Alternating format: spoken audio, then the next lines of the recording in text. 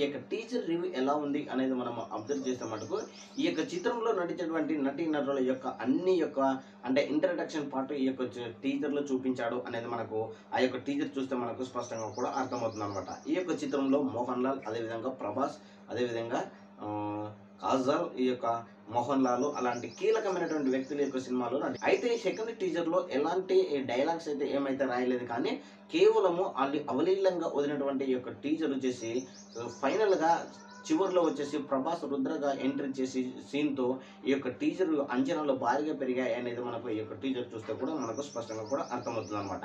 అంటే ఈ యొక్క సెకండ్ టీజర్ రిలీజ్ చేసిన తర్వాత ఎలా అనిపించింది అనేది మన కన్నప్ప యొక్క సినిమా గురించి అనుకుంటే సో ఎక్స్ట్రాడినరీగా ఉండే అవకాశం ఉంది అనేది మనకు స్పష్టంగా తెలుస్తుంది.